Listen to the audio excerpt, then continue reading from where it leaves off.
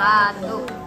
Pertama-tama kita panjatkan puja syukur kehadirat Allah Subhanahu wa Ta'ala, yang mana pada kesempatan siang hari ini kita dapat berkumpul kembali untuk melakukan agenda yang telah kita sepakati bersama, yaitu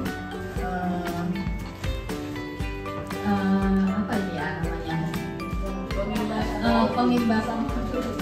Ya, kita berbagi praktik baik yang akan pada kesempatan ini akan disampaikan oleh Bu Ajeng. Waktu dan tempat dipersilakan. Baik, terima kasih Putri. Bapak Ibu mohon izin untuk saya berdiri.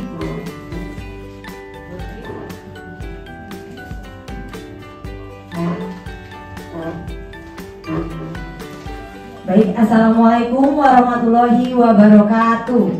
Waalaikumsalam warahmatullahi wabarakatuh. Kurang semangat. Assalamualaikum warahmatullahi wabarakatuh. Waalaikumsalam warahmatullahi wabarakatuh.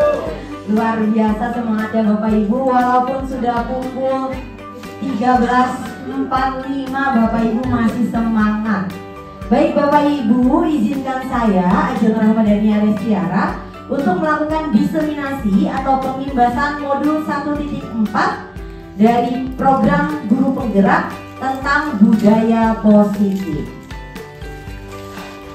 Sebelumnya saya ucapkan terima kasih kepada Bapak Ibu yang telah hadir untuk mengikuti kita belajar bersama-sama untuk berbagi praktik baik tentang budaya positif ini. Sebelumnya Bapak Ibu, saya punya pantun. Pohon rambutan daunnya lebat, buahnya matang enak dimakan. Bapak dan Ibu guru hebat, mari bergerak, tergerak, dan menggerakkan. Tepuk tangan buat kita semua. Baik Bapak Ibu, nah sekarang saya punya pertanyaan pemantik. Bapak Ibu silakan jawab pendapat Bapak Ibu, iya atau tidak. Pertama, kalimat pernyataan pertama adalah hukuman dapat mendisiplinkan anak. Kira-kira Bapak Ibu setuju tidak? Tidak. Pak Samsul bagaimana? Tidak. Oke, kita sepakat bahwa hukuman tidak dapat mendisiplinkan anak. Lalu yang kedua Bapak Ibu, memberi penghargaan dapat meningkatkan motivasi belajar anak. Setuju? Setuju. Oke. Bisa iya, bisa tidak. Ada yang tengah-tengah. Mari kita lihat Bapak Ibu, apakah pendapat kita ini nantinya sudah tepat atau bagaimana? Kita lihat nanti. Nah Bapak Ibu, di pertemuan kita kali ini saya akan berbagi tentang disiplin positif dan nilai-nilai kebajikan universal, lalu teori motivasi, hukuman dan penghargaan serta restitusi, lalu ada keyakinan kelas, kebutuhan dasar manusia, 5 posisi kontrol dan segitiga restitusi. Kita bahas topik yang pertama dulu Bapak Ibu. Sebelum saya bahas topik yang pertama, mari kita ice breaking terlebih dahulu. Bapak Ibu, di sebelah Bapak Ibu sudah ada temannya kan ya? Sudah ada. Pak Samsul yang nggak punya teman, mohon kesini Pak Samsul. Sini. Oke. Ada yang punya nggak jadi? Baik Bapak Ibu, mari kita bermain. Bapak Ibu silakan tangan kanannya seperti ini ke arah teman Bapak Ibu. Tangan kanannya. Lalu tangan kirinya seperti ini. Nah, jadi nanti orang teman Bapak Ibu akan apa? Menangkap jari Bapak Ibu. Nah, bagaimana menangkapnya? Bapak Ibu, saya akan bercerita sebuah cerita. Bapak Ibu mohon untuk duduk. Saya akan bercerita sebuah cerita. Ketika saya berkata harimau, apa Bapak Ibu kata-katanya? Harimau, Bapak Ibu yang tangannya seperti ini menangkap 7 temannya. Jadi harimau, tangkap. Pak Rizky berarti apa namanya? Lompat Nah, nyamperin. Bu Adel tunjuk Pak Rizky lompat. Kita lihat ya Bapak Ibu, apakah Bapak Ibu fokus? Kita mulai. Yang lompat tangannya bukan badannya. Siap, Bu Rangga, Bu Susi, Bu Tiar, ayo Bu Tiar, kita bermain terlebih dahulu. Oke, siap ya. Pada suatu hari Mukti pergi ke hutan. Ketika hari mau siang, panas matahari sangat terik.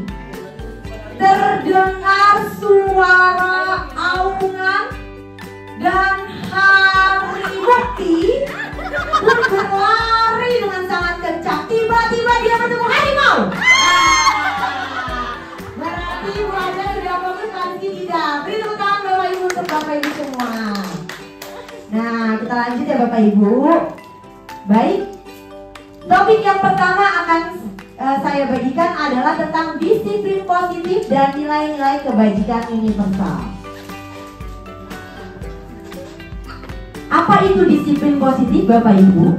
Menurut Ki Hajar Dewantara, Bapak Pendidikan kita berkata bahwa di mana ada kemerdekaan, disitulah harus ada disiplin yang kuat. Sungguh pun disiplin itu bersifat self-disiplin, yaitu kita sendiri yang mewajibkan kita dengan sekeras-kerasnya. Tetapi itu sama saja, sebab jikalau kita tidak cakap melakukan self-disiplin, wajiblah penguasa lain mendisiplinkan diri kita. Dan peraturan demikian itulah harus ada di dalam suasana yang merdeka. Lalu apa disiplin positif? Disiplin diri dapat membuat seseorang menggali potensinya menuju kepada sebuah tujuan. Disiplin diri juga mempelajari bagaimana cara kita mengontrol diri dan bagaimana menguasai diri untuk memilih tindakan. Lalu seseorang yang memiliki disiplin diri berarti mereka bisa bertanggung jawab terhadap apa yang dilakukannya, karena mereka mendasarkan tindakan mereka pada nilai-nilai kebajikan tersebut. Lalu, nah, tadi tentang nilai kebajikan Bapak Ibu. Apa itu nilai kebajikan? Yaitu sifat-sifat positif manusia yang merupakan tujuan mulia yang ingin dicapai setiap individu. Kita tahu ya Bapak Ibu, di kurikulum Merdeka ini kita mengajarkan anak-anak untuk mengejawantakan profil pelajar Pancasila. Dan profil pelajar Pancasila merupakan salah satu nilai kebajikan yang kita ajarkan kepada anak-anak kita. Lalu kita masuk ke yang kedua, teori motivasi, hukuman dan penghargaan dan restitusi. Tadi Bapak Ibu sudah diberikan pertanyaan pemantik. Apakah kalau kita memberikan suatu penghargaan itu merupakan dapat meningkatkan motivasi? Tadi sebagian besar jawabnya iya ya. Mom Amel dan Bu Laras jawabnya setengah-setengah. Mari kita lihat Bapak Ibu.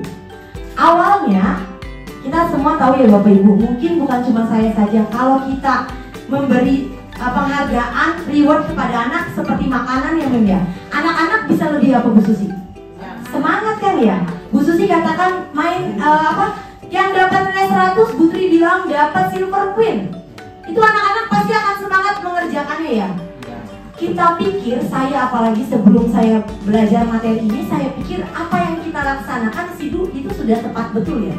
Kita sudah membangun motivasi anak untuk suka pelajaran kita, untuk mengerjakan tugas dengan baik, karena kita memberikan reward. Tetapi ternyata Bapak Ibu, apa yang kita lakukan itu hanya baru mewujudkan atau menumbuhkan motivasi ekstrinsik anak-anak. Jadi motivasi ada dua Bapak Ibu, ada ekstrinsik, ada intrinsik. Kalau ekstrinsik apa Pak Imam? Dari luar. Kita anak itu mendapat nilai 100 karena ada motivasi dari kita. Dapat coklat, dapat makanan. Kita nih sering games di lapangan dan sebagainya. Ternyata sebagai seorang guru nantinya kita akan diminta untuk menumbuh kembangkan motivasi intrinsik, motivasi yang dari dalam pesertanya.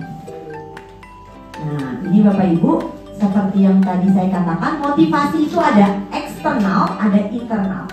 Nah, yang pertama, motivasi itu ada untuk menghindari menghindari ketidaknyamanan atau hukuman.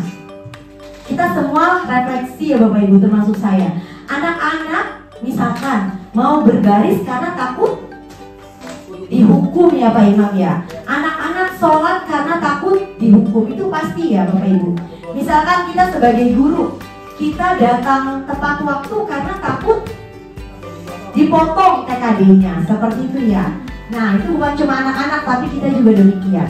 Lalu yang kedua, motivasi untuk mendapatkan imbalan atau penghargaan. Anak-anak dapat nilai 100 karena ingin dapat penghargaan dari kita. Anak-anak bermain games menang karena ingin mendapatkan penghargaan dari kita. Nah kedua motivasi ini adalah motivasi eksternal. Lalu inilah motivasi yang menurut saya juga saya belum bisa menumbuh kembangkannya ya. Mungkin nanti saya akan bertanya ke Bu Eli, ke Bu Yani, Bu Tis yang senior, Bu Sri, untuk membantu saya bagaimana cara untuk menumbuhkan motivasi internal pada peserta didik. Motivasi internal itu adalah motivasi di mana orang tersebut menjadi orang yang mereka inginkan dan menghargai diri sendiri dengan nilai-nilai yang mereka percaya. Jadi anak itu mau bersih-bersih bukan karena takut dihukum, tapi karena memang ada motivasi dalam dirinya. Nah itu bagaimana nanti? Lalu Bapak Ibu, mari kita jawab bersama-sama. Kita refleksi Bapak Ibu. Menurut Bapak Ibu, dari ketiga jenis motivasi tadi, motivasi manakah yang saat ini paling banyak mendasari perilaku murid-murid kita di sekolah? Yang eksternal, yang hukuman, penghargaan. Yang mana menurut Butis yang paling kelihatan? Iya, dua-duanya Butis ya. Yang karena hukuman, yang karena penghargaan. Itu yang paling besar kan ya? Ya, kita lanjut. Strategi apa yang selama ini kita terapkan untuk menanamkan disiplin positif pada murid-murid? Nah, bagaimana kesiswaan Pak Rizky, Pak Imam? Kira-kira biasanya Pak Imam strategi apa yang dilakukan agar anak-anak menanamkan disiplin positif? Biasanya bagaimana?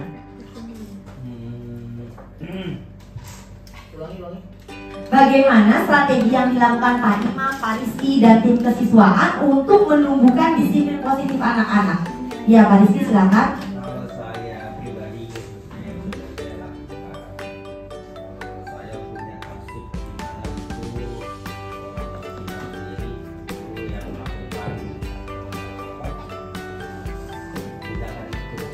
Misalkan contoh saya sudah melakukan, saya punya arsip tentang guru-guru yang mengangkat bangku pindahan ke sekolah sini, kemudian saya tampilkan ke anak-anak ini loh perjuangan bapak guru kalian. Berarti memberikan contoh. Ya. Kemudian mereka lihat hasil itu, kemudian dia merasa itu yang berpikir jernih mungkin anak-anak.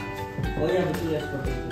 Kemudian saya coba kembali besoknya karena itu ada hasil dia coretan tangannya. Besoknya saya lihat sudah bersih. Itu yang saya lakukan. Memberikan contoh ya. Ya benar. Benar sekali yang dilakukan oleh tim kesiswaan Pak Rizky dan kawan-kawan.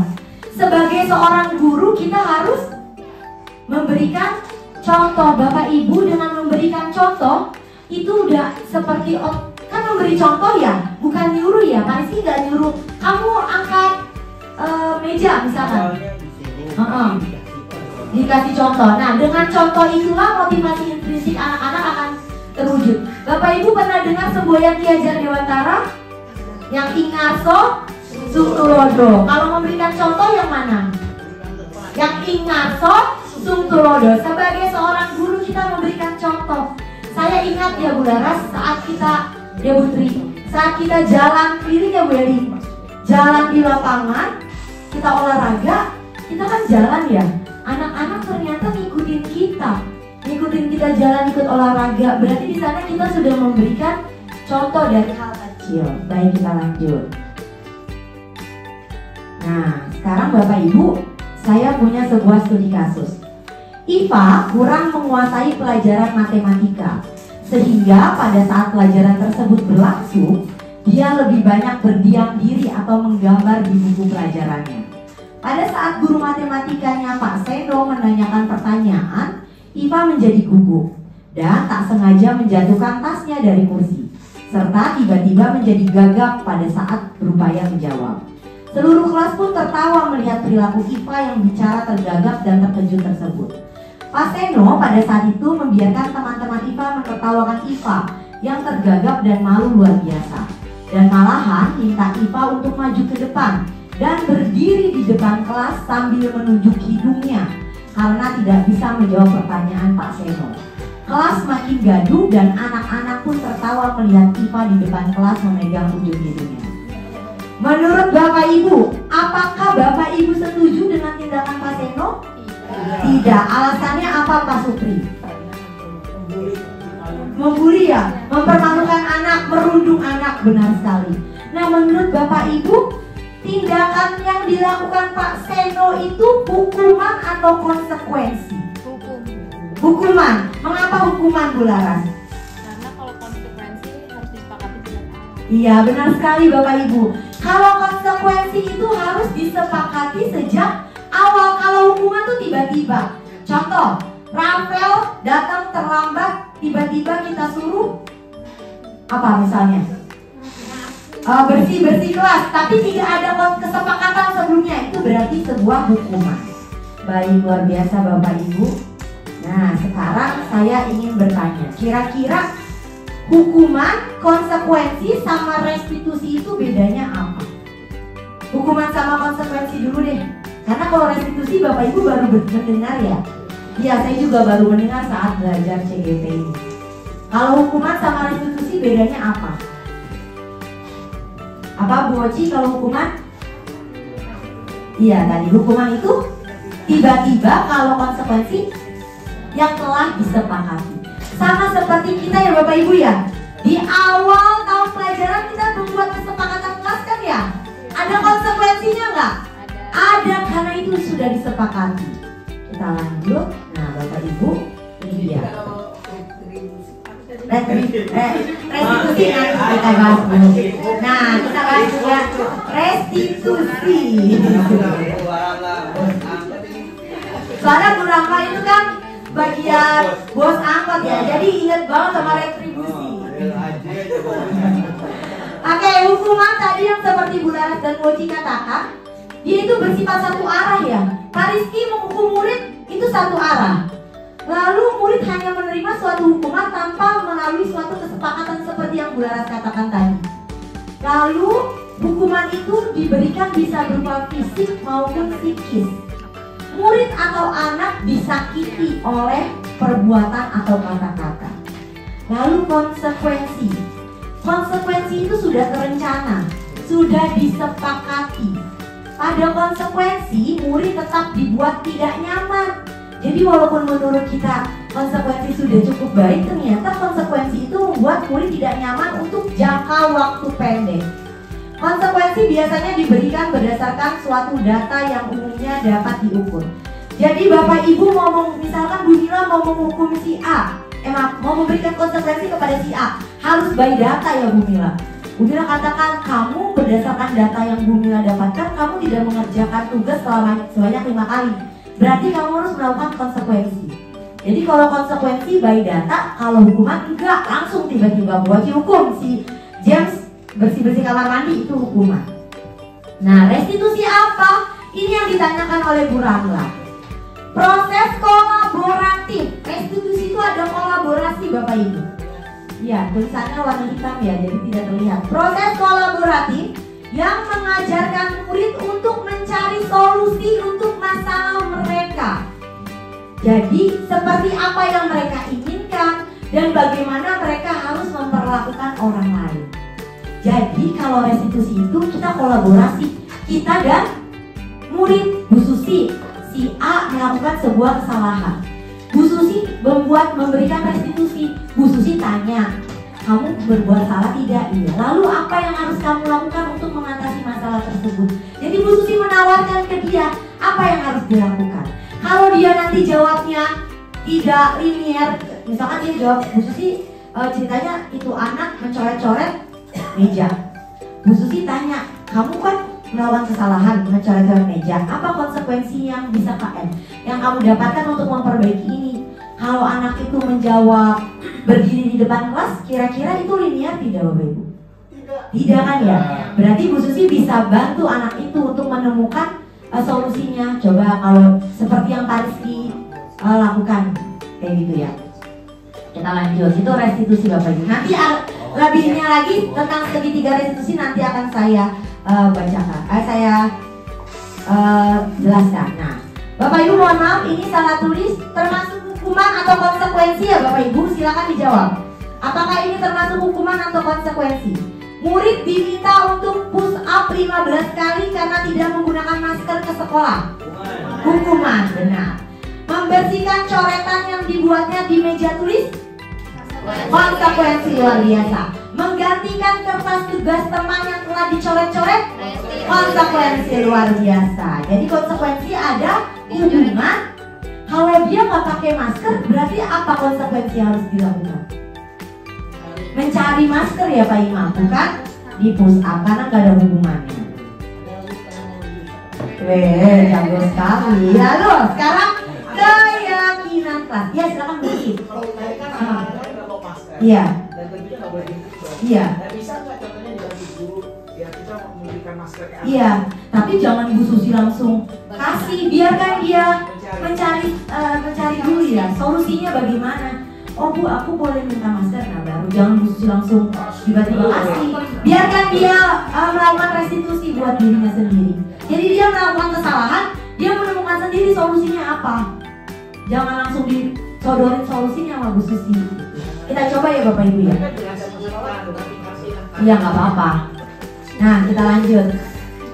Keyakinan kelas. Nah Pak Imam nih pertanyaan yang lebih sulit nggak nih? Keyakinan kelas.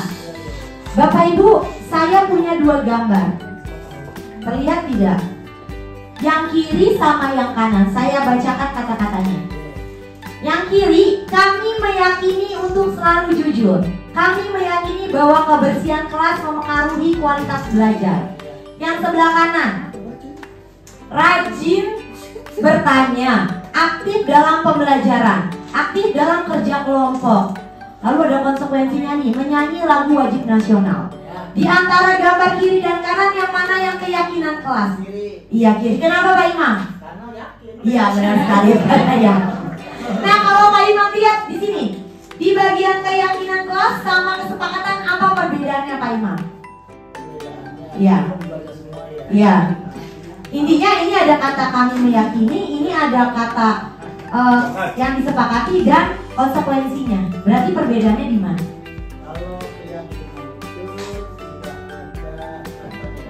Ya, benar sekali Pak Imam. Luar biasa tepuk tangan Bapak Ibu. Luar biasa. Lalu tidak ada kata negatif. Selanjutnya kesepakatan kelas. Oh iya, luar biasa. Tepuk tangan Bapak Ibu untuk Pak Imam. Sudah lulus LPG tidak sia-sia ternyata. Ya Bapak Ibu, kalau keyakinan, benar kata Pak Imam katakan, keyakinan tidak ada kata negatif, nggak ada kata tidak. Kalau kesepakatan boleh. Coba Bapak Ibu lihat lagi, keyakinan ada konsekuensi tidak? Ada nggak di sini? Nggak ada konsekuensinya di sini. Sedangkan kesepakatan ada. Karena namanya juga yakin ya Pak Iman. Beriman ya. Berarti namanya yakin nggak perlu ada konsekuensi. Udah yakini, kami meyakini. Nah. Baik Bapak Ibu, ini adalah lingkungan pengaruh. Jadi yang paling kecil ini adalah peraturan kelas. Setelah peraturan kelas ada keyakinan kelas. Kalau kita sudah melakukan keyakinan kelas, maka akan terbentuk lingkungan yang positif. Kalau lingkungan positifnya sudah terbentuk, maka akan ada budaya positif. Budaya itu artinya apa sih? Kebiasaan kan ya? Sudah terbiasa, membudaya berarti sudah terbiasa. Nanti anak-anak kita, seluruh warga sekolah akan terbiasa untuk melakukan hal-hal yang positif. Kita lanjut Bapak Ibu. Ada. Nah saya mau tanya dulu lagi. Mengapa keyakinan kelas? Mengapa Mengapa tidak peraturan kelas? Kenapa? Kira-kira? Karena kenapa Pak Samsul? Mengapa adanya kita buat keyakinan kelas bukan peraturan kelas? Kalau peraturan itu yang buat siapa sih Bapak Ibu? Orang lain. Kita kelas dulu. Kalau peraturan guru ya, Pak Samsul udah bikin peraturan kelas bersama Pak Samsul. 1, tidak boleh datang terlambat. Yang mengatakan seperti itu siapa? Pak Samsul. Kalau keyakinan dibuat bersama oleh siapa? Murid dan guru. Luar biasa. Lalu, mengapa adanya keyakinan kelas penting untuk terbentuknya sebuah budaya positif? Karena diawali dengan yakin. Oke, luar biasa Pak Imam. Lalu, bagaimana mewujudkan suatu keyakinan kelas yang efektif? Ya, coba. Bu Susi dong, gantian sekarang. Bagaimana mewujudkan suatu keyakinan yang efektif? Gimana Bu Susi, menurut Bu Susi? Biar keyakinan kelas itu efektif. Semua warga kelas melakukan semua keyakinan. Oke, luar biasa. Gak salah Pak Imam jadi pembina OSIS ya. Jadi base-nya diskusi. Iya, gak salah. Jawab. Nah, ini benar sekali yang tadi dikatakan oleh Bapak Ibu. Nah, sudah tepat sekali apa yang dikatakan Pak Yonas. Saya mau menambahkan terkait bagaimana cara membuat keyakinan kelas yang efektif. Yang pertama, keyakinan kelas bersifat abstrak. Dia yang lebih abstrak daripada peraturan yang lebih rinci dan konkret. Namanya abstrak berarti nggak jelas ya, belum jelas. Contoh Bapak Ibu, kami meyakini untuk bersikap disiplin. Itu abstrak tidak Bapak Ibu? Abstrak ya, karena disiplin kan luas. Kalau Bapak Ibu bilang kami meyakini untuk datang tepat waktu, itu udah konkret kan ya. Nah, jadi untuk membuat keyakinan kelas Bapak Ibu, gunakanlah kalimat-kalimat yang abstrak. Lalu kedua, keyakinan kelas berupa pernyataan-pernyataan universal. Yang ketiga, ini yang tadi Pak Imam katakan, keyakinan kelas senantiasa dibuat dalam bentuk positif. Tidak boleh ada kata tidak. Contoh Bapak Ibu, di kesepakatan kita buat tidak melakukan perundungan. Itu di kesepakatan kelas. Kalimat itu kalau diubah jadi keyakinan kelas seperti apa? Oke, luar biasa Pak Iman. Kami meyakini bahwa kita semua sama. Kami meyakini untuk selalu saling menghargai. Dari kata menghargai aja udah jelas untuk tidak melakukan perundungan. Luar biasa Pak Imam. Nah, selanjutnya. Iya, siap. Nah, ada di kolong bangku. Bapak Ibu, semua warga kelas hendaknya ikut berkontribusi dalam membuat keyakinan kelas lewat kegiatan curah pendapat. Bapak Ibu mohon izin berbagi. Kemarin saya sudah menerapkan sebelum proyek di kelas 83 dan 84. Saya ajak anak-anak, Bu Laras lihat sendiri ya, pakai jamboard ya. Walaupun anak-anak kita Bapak Ibu tahu ya, itu ketik iseng dah pokoknya. Nah, anak-anak menyampaikan pendapatnya tentang keyakinan kelas yang ingin mereka yakini. Semua anak mencatat. Salah satu kalimat yang saya tertegun sekali adalah kalimat Juana. Kami meyakini bahwa kelas yang bersih akan gimana ya kemarin ya? Kami meyakini bahwa kelas yang bersih dan nyaman dapat meningkatkan kualitas belajar. Keren kan ya? Anak kelas 8 bisa-bisanya Juana ngomong seperti itu. Kalau kita kan biasanya kami meyakini untuk saling menghargai ya kan ya. Kami meyakini untuk saling jujur. Tapi Juana menyebutkan kalimat itu luar biasa. Jadi Bapak Ibu, semua anak kelas 84 mencurahkan pendapatnya. Dari semua pendapat itu tidak semuanya kita pilih Bapak Ibu. Bapak Ibu cukup pilih maksimal 7.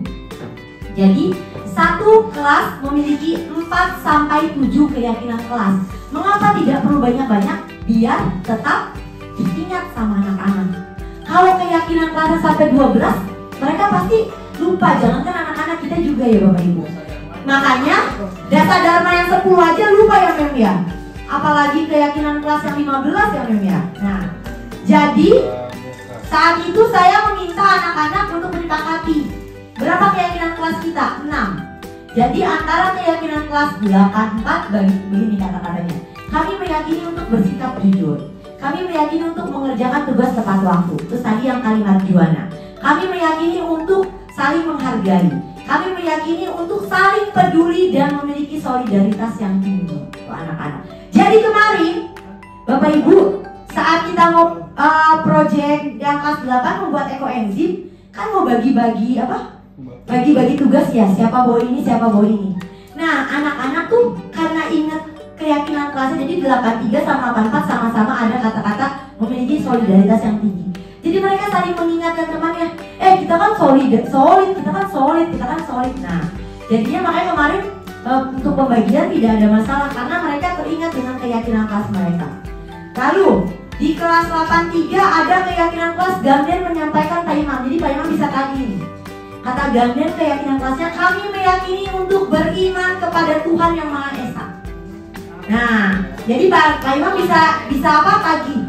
Saya katakan, anak-anak sepakat nggak kalimat ini? Sepakat. Berarti Bu aja mau kalian rajin sholat ya? Iya Bu. Walaupun nggak di sekolah maupun di rumah itu udah keyakinan yang harus kalian lakukan. Benar ya Pak Imam? Lalu ada kalimat keyakinan kami meyakini untuk bersikap jujur. Karena itu Rafael sebelumnya nggak ikut pramuka ya Mem. Dia sebelum hari ketemu saya dia udah WA saya. Bu Ajeng aku mau jujur, aku nggak ikut pramuka. Dia udah jujur karena dia apa? Ingat keyakinan kelasnya. Kemarin Batiar nggak masuk sekolah. Terus saya tanya, Batiar ingat tidak keyakinan kelas kita apa? Iya Bu, nggak disiplin. Rafael juga saya tanyakan, Rafael ingat nggak keyakinan kelas kita apa? Disiplin Bu, iya. Berarti Rafael sudah melakukan keyakinan itu belum? Belum. Lalu apa yang harus Rafael lakukan? Saya akan ikut pramuka Bu. Nah itu. Jadi itu restitusi yang kita lakukan. Walaupun kita belum tahu nih ya, minggu besok ya Mem ya. Rafael pramuka apa enggak nih? Kita lihat nih keyakinannya Rafael. Nah lalu Bapak Ibu, kita bersedia meninjau kembali keyakinan kelas. Kalau misalkan dirasa keyakinan kelas itu tidak tepat di kelas itu bisa kita ubah sesuai hasil kesepakatan. Nah ini prosedurnya. Prosedur membuat keyakinan kelas. Sebaiknya nanti dari keyakinan kelas kita buat keyakinan sekolah ya Pak Imam, Pak Rizky ya. Jadi dari keyakinan kelas terus ke keyakinan sekolah. Prosedurnya seperti ini Bapak Ibu. Mempersilakan warga sekolah atau murid-murid di sekolah atau kelas untuk bercurah pendapat. Bapak Ibu boleh menggunakan sticky note atau apapun. Anak-anak silakan mencurahkan pendapatnya. Lalu mencatat semua masukan dan susunlah keyakinan kelas sesuai prosedur. Tidak menggunakan kalimat negatif. Contoh, jangan berlari di kelas atau koridor. Kita ganti kalimat positifnya. Berjalanlah di kelas atau di koridor. Jadi kata berlari kita ganti berjalan. Lalu kita lanjut. Ingat, keyakinan kelasnya tidak perlu banyak-banyak, 6 aja. Karena kalau 6 insya Allah anak-anak ingat. Selanjutnya kebutuhan dasar manusia. Nggak apa-apa, pokoknya di antara 4 sampai 7 Pak Imam. Nah Bapak Ibu, ini ada sekarang materi topik tentang kebutuhan dasar manusia. Ada sebuah pertanyaan Bapak Ibu. Ibu Ambar, guru wali kelas 2A di SD Pelita Hati sedang bingung menghadapi ulas salah satu murid di kelasnya Doni. Beberapa anak di kelas 2A telah datang padanya dan mengeluhkan Doni yang seringkali meminta bekal makan siang mereka dengan paksa. Jika Anda menghadapi situasi seperti Ibu Ambar, apa yang akan Bapak Ibu lakukan? Kira-kira kalau seperti itu Bu Adel akan melakukan apa? Si Doni sering mengambil bekal makanan. Apa yang pertama kali akan Bu Adel lakukan? Menanyakan apa Bu Adel? Kenapa? Nah benar sekali Bapak Ibu, luar biasa Bu Adel. Jadi ditanyakan, menanyakan bukan langsung dihukum ya Bu Adel ya. Doni, ganti makanan teman kamu, tidak langsung seperti itu. Nah Bapak Ibu, sebenarnya ini ilmu psikologi ya Bapak Ibu ya. Setiap manusia punya 5 kebutuhan dasar yang harus kita penuhi. Yang pertama adalah kebutuhan bertahan hidup. Kita kerja untuk bertahan hidup ya Bu Susi ya. Untuk bayar rumah, bayar macam-macam, beli pampers anak, beli susu dan sebagainya untuk bertahan hidup. Lalu kebutuhan yang kedua adalah kebutuhan kasih sayang dan rasa diterima. Pasti Bapak Ibu membutuhkan kasih sayang kan ya? Bu Susi juga kan membutuhkan kasih sayang ya Bu Susi ya. Iya. Lalu yang ketiga adalah kebutuhan akan penguasaan. Penguasaan seperti ini, biasanya di sekolah kan ada suka pentolan ya. Anak yang suka pentolan kan ya. Biasanya mereka ingin berkuasa kan ya. Pengen anak teman-temannya itu takut sama dia. Itu ternyata kebutuhan dasar kita Bapak Ibu. Jadi misalkan Bu Susi pengen jadi berkuasa di antara adik-adiknya Bu Susi, itu wajar karena itu kebutuhan dasarnya Bu Susi. Kebutuhan dasar manusia. Iya kan ada yang kasih sayang dan rasa diterima itu mau diperhatikan. Iya, jadi kalau mau dapat perhatian itu yang kasih sayang. Misalkan ada anak kita yang pengennya diperhatiin sama kita ya, itu berarti karena kurang kasih sayang. Lalu ada kebebasan. Kebebasan itu pengen bebas. Contoh, misalkan ada anak di kelas yang harusnya duduk, dia pengennya lari sana, lari sini, main sana. Dan ternyata itu kebutuhan dasar kita, kebutuhan dasar kebebasan. Bukan hanya anak-anak ya Bapak Ibu, kita pun demikian ya. Misalkan disuruh melakukan sesuatu karena kita pengen bebas, ya udah kita tidak melakukan hal itu. Lalu ada kesenangan. Nah ini kesenangan. Pasti kan Bu Susi punya kebutuhan akan kesenangan ya. Misal ya healing dan sebagainya. Nah dan ternyata Bapak Ibu, anak-anak kita yang melakukan suatu kesalahan itu karena kebutuhan dasarnya tidak terpenuhi. Contoh, waktu itu saya tanya ke Nabil. Jadi ada salah satu anak murid kita menuliskan status yang tidak baik kata-katanya. Padahal anak itu adalah anak yang pintar. Saya tanya, mengapa melakukan hal itu? Jawabannya apa nih? Karena aku ingin mendapatkan perhatian dari Miss dia. Berarti ada kebutuhan dasar yang tidak terpenuhi apa? Rasa diterima dan kasih sayang. Karena anak itu mendapatkan, jadi dia ada sebuah masalah, lalu dia update status kayak gitu, ternyata dia ingin diperhatikan, ingin mendapatkan ternyata kebutuhan dasarnya yaitu yang rasa kasih sayang dan diterima itu tidak tercapai.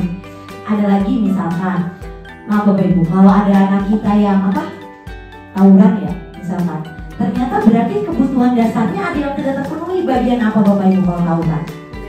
Kebebasan, penguasaan juga enggak? Dia ingin lebih berkuasa daripada sekolah lain ya. Ternyata itu kebutuhan dasar yang tidak terpenuhi, makanya mereka melakukan itu Pak Imam. Anak itu kayak misalkan siapa nih? Siapa tuh? Rafael senang lari sana lari sini, itu senang gitu. Terus saya marah-marah, ternyata itu kebutuhan dasar dia senang melihat kita marah-marah atau senang diperhatikan. Itu ternyata kebutuhan dasar. Nah, jadi seperti itu Bapak Ibu. Ya. Iya.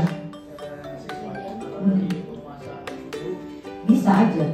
Coba contohnya Pak Imam apa? Kebutuhan dasar penguasaan Pak Imam, guru misalnya. Nah itu kira-kira penguasaan gak Bapak Ibu? Iya penguasaan. Pak Imam pengen anak-anak takut sama Pak Imam. Itu kebutuhan dasar Pak Imam memang udah ada, kebutuhan dasar untuk berkuasa itu sudah ada. Ya Pak Rizky. Kan tiap orang beda-beda ya? Iya, tapi sebenarnya setiap manusia punya 5 kebutuhan dasar itu kan. Tapi mana yang paling dominan? Betul sekali Pak Rizky. Coba kita refleksi ya. Kalau Pak Rizky pengennya kebutuhan dasar apa yang paling bukan pengen, yang paling dominan di dalam diri Pak Rizky kebutuhan dasar yang mana? Dibalik lagi ya, oke. Ayo coba bertahan hidup. Kalau bertahan hidup kayak udah pasti ya. Kita kalau nggak bertahan hidup gimana? Kasih sayang, penguasaan, kebebasan atau kesenangan? Gimana yang menurut yang paling suka? Yang paling menonjol di dalam diri Pak Rizky? Bapaknya bisa tebak nggak? Kalau saya itu kasih sayang dan rasa diterima. Tebak saya. Kalau Pak Rizky itu kebebasan. Ya, iya nggak sih? Saya kelima nih. Kelima, kesenangan. Oh iya kesenangan. Pak Samsul apa? Tebak dong. Pak Samsul apa? Kebebasan ya? Bebas kan Pak Samsul? Bebas dia kayaknya bebas. Iya. Kebebasan. Bebas dia. Nah Pak Imam, tapi dalam diri Pak Imam kira-kira penguasaan besar nggak? Kayaknya Pak Imam penguasaan ya? Oh ya Pak Udin. Iya benar. Pak Udin penguasaan bisa tuh. Kalau Pak Imam kayaknya kasih sayang. Pak Imam kasih sayang ya? Iya benar sekali Pak Imam. Nah, jadi ada yang dominan ya Bapak Ibu. Ada benturan. Nah, sekarang saya punya pertanyaan Bapak Ibu. Bima, seorang anak TKB, selalu berlari keluar kelas menuju jalan raya di depan sekolahnya. Tingkahnya membuat guru Bu Ani bingung dan seringkali lari mengejarnya. Ada beberapa kemungkinan jawaban yang diberikan Bima. Nah, Bima itu mengatakan seperti ini. Aku senang main kejar-kejaran dengan ibu guru, seru. Nah, kalau kalimat ini berarti kebutuhan dasar dia yang mana Bapak Ibu? Kesenangan ya? Karena aku senang main kejar-kejaran dengan ibu guru, seru. Berarti itu kesenangan. Nah, jadi seperti itu. Pokoknya dalam diri kita ada kebutuhan dasar yang paling menonjol, yang dominan yang mana? Pasti sekali. Emang dengan senang-senang dia bertahan hidup? Dia kan semua kebutuhan dasar itu bisa dihitung cuma seperempat tadi. Oh iya. Nah, sekarang ada lagi. Tadi sebenarnya Bapak Ibu itu harus bertahan hidup. ya, hak setiap manusia kayak bertahan hidup wajib ya Bu ya? Iya wajib, benar sekali. Kemarin saya ngomong Bu Laras ya, kebahagiaan Bu Laras itu beli barang-barang, kata Bu Laras. Kalau kebahagiaan saya itu jalan-jalan. Jadi setiap orang punya kebahagiaan, kebutuhan dasar yang berbeda-beda, benar sekali. Nah, tadi kita sudah membahas kebutuhan dasar. Sekarang kita membahas 5 posisi kontrol. Sebagai seorang guru kita punya posisi kontrol Bapak Ibu. Apa saja? Nah, coba kita refleksi ya Bapak Ibu. Kita sebagai seorang guru ada 5 posisi kontrol. Yang pertama adalah penghukum. Yang kedua membuat rasa bersalah. Yang ketiga teman. Keempat pemantau. Kelima manajer. Bapak Ibu nih saya refleksi sebelum saya belajar ini, saya kan suka bilang ke anak-anak ya Bapak Ibu. Misalkan si A biasanya nilainya 100, tiba-tiba dia dapat nilai 86. Saya katakan, A, Bu Ajeng kecewa, kok kamu biasanya dapat 100, kok jadi 86. Maksudnya si A itu tokohnya, si A itu murid. terus saya rasa saya pikir dengan mengatakan seperti itu anak-anak akan termotivasi ya. Oh iya Bu Ajeng kecewa, berarti saya harus dapat nilai bagus. Ternyata itu tidak benar Bu Susi yang saya lakukan. Tadi kata Bu Oci, yang saya lakukan itu berarti saya di posisi mana Bu Oci? Iya, membuat rasa bersalah. Ini masih apa? Masih yang paling rendah, kan paling rendah menghukum. Di atas menghukum apa? Membuat rasa bersalah. Di atasnya teman, di atasnya pemantau, dan yang paling keren manajer. Itu yang saya lakukan Bapak Ibu sebelum belajar materi ini. Saya sering berkata seperti itu, ternyata yang saya lakukan adalah membuat rasa bersalah, dan ternyata kita tidak boleh melakukan hal itu. Karena itu akan membuat anak-anak juga merasa bersalah, ya kan ya? Nah, coba kita refleksi. Pak Imam, kira-kira antara 5 posisi kontrol ini Pak Imam yang mana? Saya menjawab pertanyaan itu. Dijelasin dulu. Oke, kita jelasin. Bagus. Nah, Pak Imam, ini tulisannya kurang terlihat, nanti saya bacakan ya. Kalau menghukum, yang dilakukan itu menghardik-hardik, menunjuk-nunjuk. Coba kita refleksi Bapak Ibu. Lalu, yang dikatakan adalah kalau kamu tidak melakukannya, saya akan menghukummu. Itu menghukum. Lalu hasilnya apa anak-anak? Sebentar Bapak Ibu.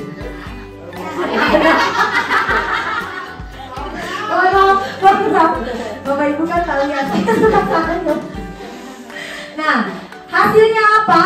Anak-anak akan memberontak. Mereka akan mendendam, dan mereka akan menyalahkan orang lain. Lu sih, ya kan ya? Lu sih gitu. Itu kalau menghukum. Nah, terus penghukum juga murid akan berkata apa Bapak Ibu? Saya nggak peduli. Lalu dampaknya apa? Murid akan mengulangi kesalahannya berulang kali. Perilaku pun akan menjadi agresif. Lalu kaitannya dengan dunia, murid meletakkan guru di luar dunia berkualitas. Jadi mereka tuh punya dunia berkualitas. Bapak Ibu nggak akan masuk ke dunia berkualitas mereka kalau jadi seorang penghukum. Lalu membuat orang merasa bersalah. Apa yang akan guru guru lakukan? Nih yang saya lakukan. Berceramah, menunjukkan kekecewaan mendalam. Contoh kalimatnya, kamu sudah mengecewakan ibu bapak. Lalu hasilnya apa? Anak-anak akan menyembunyikan, menyangkal, dan berbohong. Lalu murid akan berkata, maafkan saya. Dampaknya mereka akan merendah diri Bapak Ibu. Mereka akan merasa gagal dan tidak berharga. Itu kalau pembuat rasa bersalah. Kita naik ke yang atasnya, teman. Guru akan membuatkan alasan-alasan untuk muridnya. Guru akan berkata, kamu misalkan contoh nih, Pak Imam nyuruh anak OSIS, kamu lakukan ini ya demi Bapak gitu. Itu berarti teman. Ya udah, misalkan anak ada yang melakukan kesalahan, murid perwalian Pak Imam, terus Pak Imam akan kata gini, ya udah nanti Bapak yang bereskan, ngomong sama Bu Ramlah, misalkan gitu. Itu Pak Imam sebagai seorang teman. Lalu hasilnya gimana? Anak itu akan ketergantungan. Ah udahlah, nanti juga saya akan dibela sama Pak Imam ya kan ya, akan ketergantungan. Lalu murid akan berkata, kalau misalkan contoh nih, suatu waktu Pak Imam nggak ngebela murid itu, pasti murid akan berpikir gini, saya kira Pak Imam akan terus ngebela saya, ternyata enggak gitu. Kecewa akan kecewa. Lalu dampaknya apa? Dia akan bergantung, tidak bisa mandiri dan tidak bisa memutuskan apa-apa, nanya Pak Imam. Pak Imam ini gimana? Pak Imam ini gimana? Gitu. Nah itu kalau teman. Lalu pemantau. Nah pemantau itu menghitung dan mengukur by data. Bu Oci nyatet si A nggak ngerjain tugas, tulis. Si A datanya terlambat, ditulis. Itu yang dilakukan pemantau. Segala hal itu berdasarkan data. Nah apa yang dikatakan oleh Bu Oci sebagai pemantau? Kamu ingat nggak peraturannya? Kamu ingat nggak konsekuensinya? Jadi berdasarkan konsekuensi ya. Terus lihat apa yang terjadi sekarang. Nah hasilnya bagaimana? Anak-anak akan menyesuaikan bila diawasi. Lalu murid akan berkata apa? Nah ini sering terjadi. Saya pernah melakukan ini di SD. Saya bakal dapat bintang berapa Bu kalau saya melakukan hal ini? Nah itu hasilnya murid akan berkata seperti itu. Jika sudah melakukan hal tersebut, saya akan mendapatkan apa? Saya jadi teringat Pak Imam kemarin saat kita main games project, karena kita terbiasa memberikan hadiah anak-anak. Rido nanya ke saya, Wajeng kalau menang dapat hadiah apa? Nah ternyata ini efek dari kita sebagai seorang pemantau. Lalu dampaknya, iya kalau lagi ada, kalau nggak ada gimana ya Pak Rizky ya? Dampaknya menitik beratkan pada dampak diri sendiri. Anak-anak ingin mendapatkan hadiah atau mendapat hukuman karena konsekuensi. Nah ini yang posisi paling bagus. Jadi di antara teman, pembuat rasa bersalah, penghukum dan pemantau itu akan membentuk motivasi eksternal anak-anak. Apa yang kita lakukan? Nah gimana cara menumbuhkan motivasi internal yang tadi mau kita lakukan? Adalah kita menjadi seorang manajer. Anak-anak akan muncul motivasi internal jika kita menerapkan menjadi seorang manajer. Bagaimana manajer itu? Yang pertama, guru akan berbuat mengajukan pertanyaan-pertanyaan seperti tadi. Terus gimana? Terus gimana gitu ya, banyak pertanyaan. Guru akan berkata seperti ini, apa yang kamu yakini? Apa keyakinan kelas kamu? Kalau kamu meyakininya, kamu kan harus memperbaikinya. Kalau kamu memperbaikinya, jadi kira-kira hal tersebut akan menggambarkan apa? Gitu. Jadi ada pertanyaan-pertanyaan yang kita lakukan. Lalu hasilnya apa Bapak Ibu? Menguatkan watak atau karakter anak. Lalu murid berkata bagaimana? Ini bukan kata saya Pak Rizky, kata psikolog. Murid berkata gimana? Bagaimana caranya ya agar saya bisa memperbaiki keadaan ini? Saya akan memperbaiki masalah ini dengan apa? Lalu dampaknya mengevaluasi diri, bagaimana menjadi diri yang lebih baik. Nah, kira-kira dari 5 posisi kontrol itu, Bapak Ibu ada di mana? Kalau saya di pembuat rasa bersalah, Pak Imam di mana? Teman. Pak Rizky? Penghukum. Penghukum. Sebenarnya bisa lebih dari satu ya. Kadang mungkin seperti apa? Teman. Pak Rizky penghukum atau teman Pak Imam? Coba refleksi. Penghukum dan oh belum. Apa Pak Imam? Iya.